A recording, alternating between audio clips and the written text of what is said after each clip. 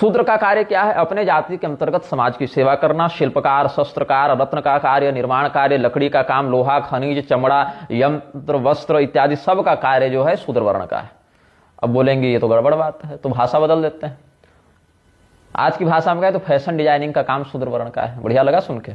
Petroleum का काम शूद्र का है, जियोलॉजी का काम शूद्र का है, जियोमोलॉजी का काम भी शूद्र का है, इंजीनियरिंग का काम भी शूद्र का है बहुत से विभागों में, सिविल इंजीनियरिंग का काम भी शूद्र करता है, डिफेंस इक्विपमेंट भी वो बना सकता है, ऑटोमोबाइल सेक्टर में उसका काम है, सर्विस सेक्टर में काम है, कॉस्मेटिक्स में काम है, हॉर्टिकल्चर में काम है, आर्ट एंड क्राफ्ट में काम है, कंस्ट्रक्शन में काम है।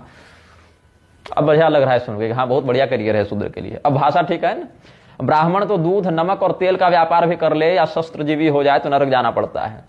कृष्ण भगवान ने अर्जुन को गीता के 18वें अध्याय के श्लोक 45-46 में कहा है, स्वे स्वे कर्मण्यभिरतः संसिद्धिं लभते नरः स्वकर्म निरतः सिद्धिं यथा विन्दति तच्छृणु यतः प्रवृत्तिर्भूतानां येन सर्वमिदं ततं स्वकर्मणात्मभ्यर्च्य सिद्धिं विन्दति मानवः। अपने अपने स्वाभाविक कर्म में अभिरत मनुष्य संसिद्धि को प्राप्त कर लेता है। स्वकर्म में रत मनुष्य किस प्रकार से सिद्धि प्राप्त करता है वो सुनो। जिस परमात्मा से संपूर्ण प्राणियों की उत्पत्ति होती है और जिससे यह संपूर्ण संसार व्याप्त है, उस परमात्मा का अपने कर्म के द्वारा पूजन करके मनुष्य परम सिद्धि को प्राप्त होता है। ध्यान दे, अपने कर्म के द्वारा, उस कर्म के द्वारा नहीं जिसको आपने चुन रखा है।